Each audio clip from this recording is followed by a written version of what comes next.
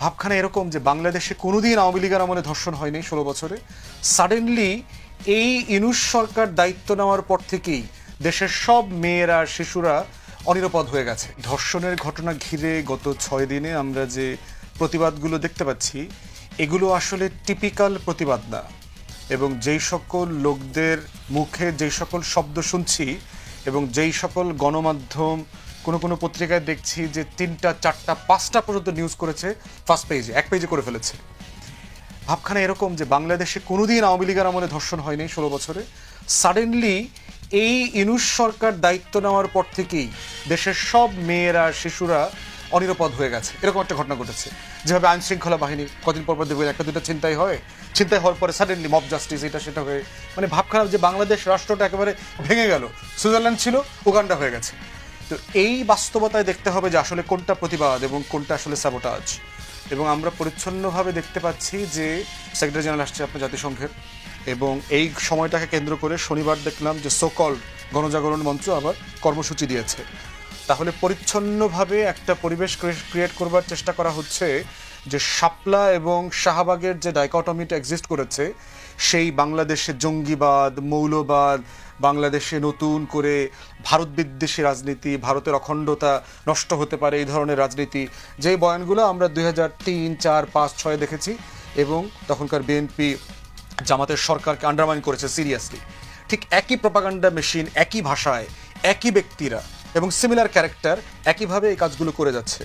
অতএব গুরুত্বপূর্ণ হচ্ছে যে একটা নাগরিক অধিকার ক্ষুণ্ণ হয়েছে, এটা নিয়ে আমাকে প্রতিবাদ করতে হবে, এটার ন্যায্যতা চাইতে হবে, কিন্তু এটার কতটুকু প্রতিবাদ, কতটুকু রাষ্ট্র অ্যালাউ করবে আর কতটুকু হচ্ছে স্যাবোটাজ এবং প্রপাগান্ডা, সেটা রাষ্ট্রকে খুব ডিসাইসিভলি ফেস করতে হবে।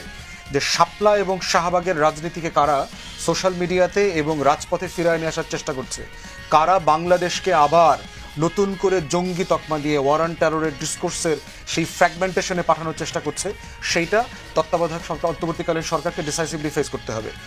তৃতীয়ত আমরা যেটা দেখলাম প্রতিবাদ নিয়ে এমন মানুষদেরকে এবং ঘটনাগুলোকে আমরা দেখলাম যে পুলিশের গায়ে হাত দিচ্ছে। তো ক্রিমিনাল অফেন্স, পুলিশ দায়িত্ব পালন করছে, সে যদি দায়িত্ব পালনরত অবস্থায় বাড়াবাড়ি করে, এই বাড়াবাড়ি হ্যান্ডেল করার নিজস্ব আইন আছে, তার ডিপার্টমেন্টাল আইন আছে, তার প্রসিডিউরাল আইন আছে, অ্যাডমিনিস্ট্রেটিভ আইন আছে এবং ফৌজদারি অপরাধ আছে। কিন্তু ব্যক্তি তার গায়ে হাত দেওয়া, যেভাবে মব ঘিরে ধরে পুলিশের অফিসারদেরকে মারছে, পুলিশের দায়িত্বরত এসআই কনস্টেবলের গায়ে হাত দিচ্ছে, লাঠিপেটা করছে, মেয়েরা দেখলাম মানে উত্তক্ত করবার চেষ্টা করছে, পুলিশের গায়ে হাত দিয়ে বলছে আপনি আমাকে টাচ করবেন না। মানে কত বড় মানে গাঁজা না খেয়ে এই ধরনের আচরণ করা সম্ভব না। কোনো ভদ্র পরিবারের ভদ্র মেয়েরা প্রতিবাদ করতে গিয়ে এই ধরনের আচরণ করে না। তো সেই জায়গায় এই ক্যারেক্টারগুলোকে আমরা গণজাগরণ মঞ্চের সেই ফ্যাসিবাদী আন্দোলনে আমরা দেখেছি। অতএব তত্ত্বাবধায়ক অন্তর্বর্তীকালীন সরকারকে, প্রশাসনকে ডিসাইসিভলি ফেস করতে হবে। প্রয়োজনে মিছিল মিটিং প্রতিবাদকে লিমিট করে দিতে হবে এবং জোন করে দিতে হবে। জোনের বাইরে মিছিল মিটিং করবে, মিরপুরে গিয়ে করবে, পল্লবীতে গিয়ে করবে, মাগুরায় করবে, সেটাই এগুলো করবে। কারণ বিচারের পথ তৈরি করবার কোনো জিনিস রাষ্ট্র করে না, এটা বাকি নাই, প্রত্যেকটা জিনিস করেছে। অতএব এই সময়টাতে এই ধরনের প্রতিবাদ করাটা খুবই অন্যায্য। গ্রেফতার হয়ে যাওয়ার পরে এবং সরকার যখন কথা দিয়েছে তারা এটা করবে। বিচারের প্রশ্ন হচ্ছে যে অনেকেই খুব এই ধরনের ঘটনা ঘটলে দ্রুত বিচার করতে হবে, 3 দিনে করতে হবে, 7 দিন করতে হবে।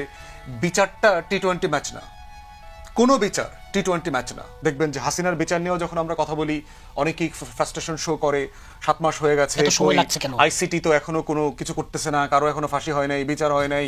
তাহলে আবার দ্রুত বিচার করলেও তো আপনি ওই যে জায়েদ আল মালুমের মতো যে আমি খারায়া যাবো আপনি আমার বয় দিবেন, ওই স্কাইপ গেটে ওই নাসিমউদ্দিন না নিজামুদ্দিন কি সব বাটপাট টাইপের জাজ ছিল, খায়রুল হকের মতো কুলাঙ্গাররা বিদেশ থেকে বিচারের রায় লেখা নিয়ে আসবে, এরকম বিচার তো আমরা চাই না।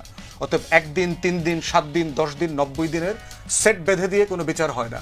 বিচারের ন্যায্যতার প্রশ্ন হচ্ছে ইনসাফের নিজস্ব গ্রামার আছে, ইনসাফের নিজস্ব সময়সূচি আছে, স্ট্যান্ডার্ড মাথায় রাখতে হবে এবং দ্রুত বিচার করবার দায়ের মধ্য দিয়ে কিন্তু অবিচার হওয়ার সম্ভাবনা আছে, মিসক্যারেজ অফ জাস্টিস আছে।